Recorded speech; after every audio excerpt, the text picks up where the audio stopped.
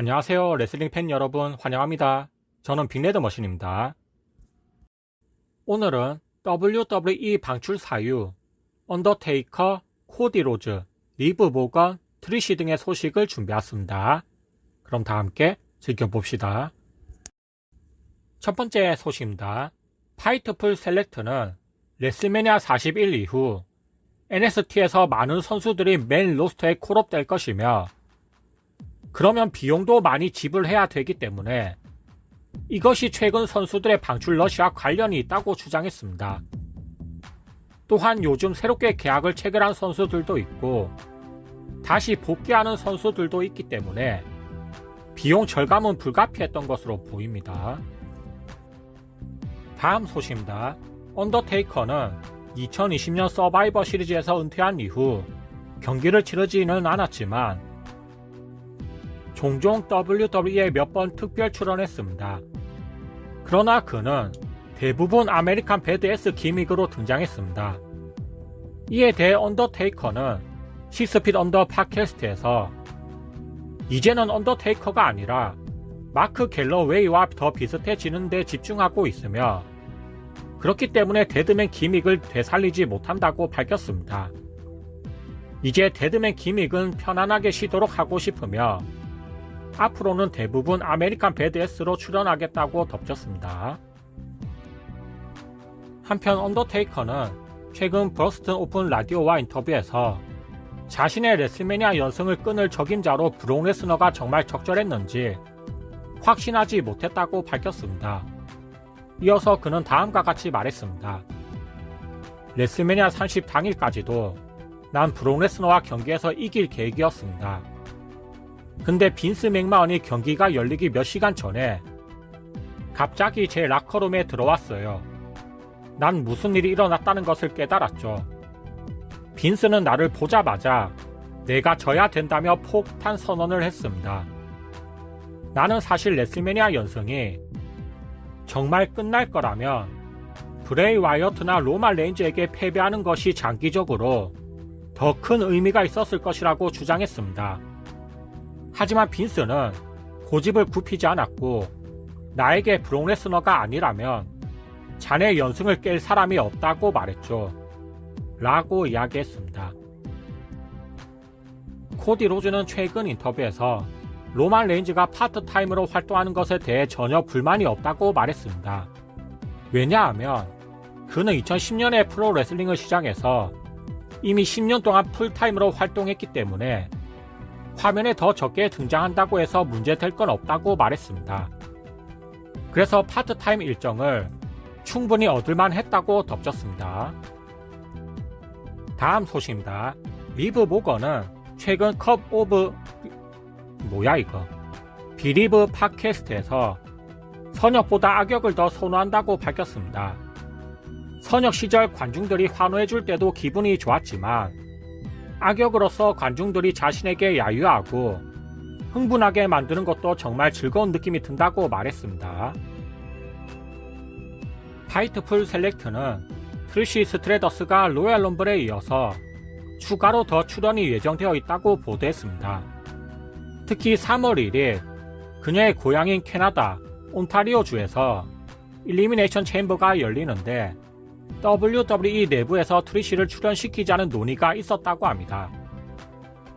또한 얼마 전 WWE 샵에서 트리시의 전설적인 커리어를 기념하는 25주년 기념 상품이 출시되기도 했습니다. 최근에 WWE는 방출 러시를 강행하고 있으며 레가도 델 판타스마의 일원이었던 엘렉트라 로페즈도 방출되었습니다.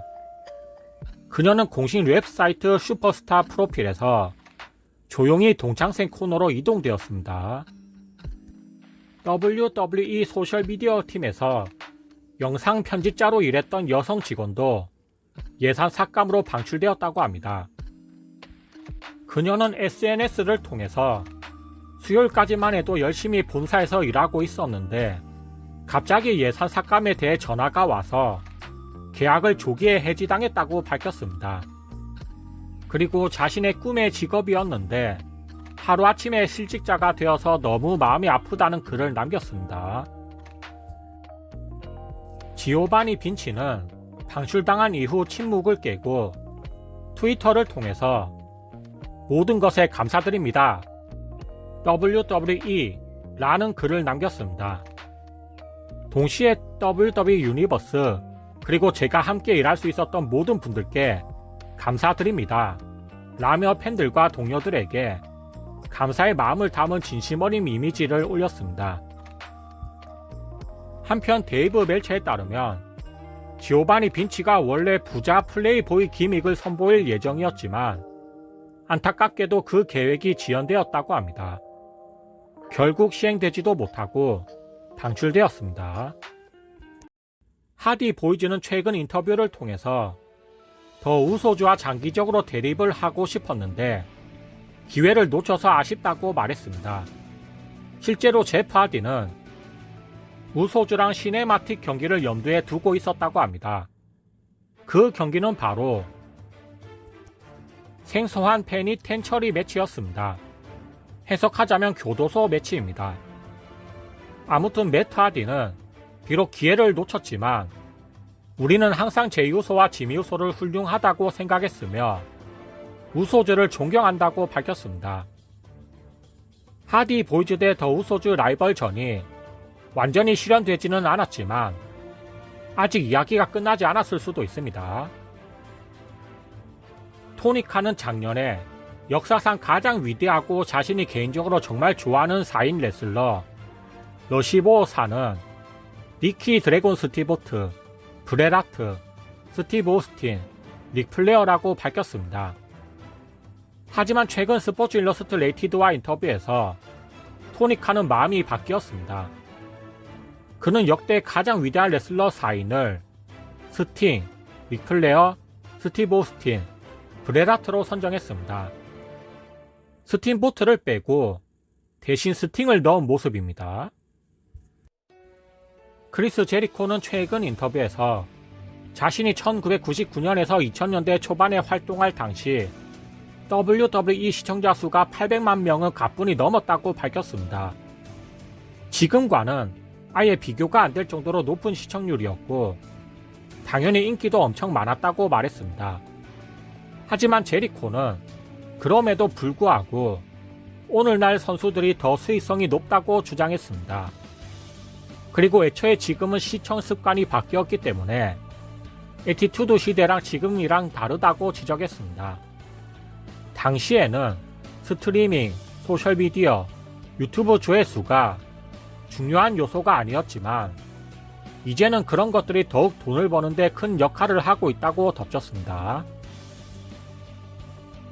리키시의 제자인 쌍둥이 여성 레슬러 통가 트윈스가 오늘 트위터를 통해서 벨라 트윈스에게 도전장을 내밀었습니다.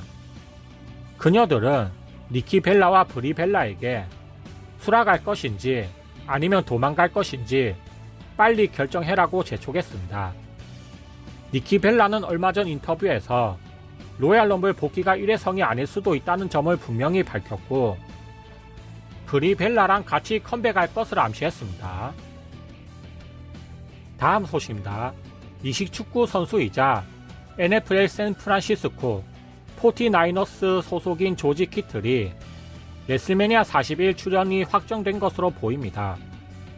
그는 최근 인터뷰에서 레슬매니아 41에 참가할 의향이 있느냐는 질문을 받았습니다. 이에 그는 망설임 없이 라스베가스에 갈 겁니다.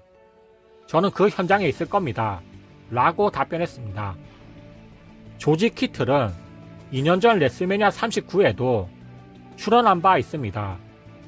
그는 팬 메가피와 함께 더 미즈를 참교육한 적이 있었습니다.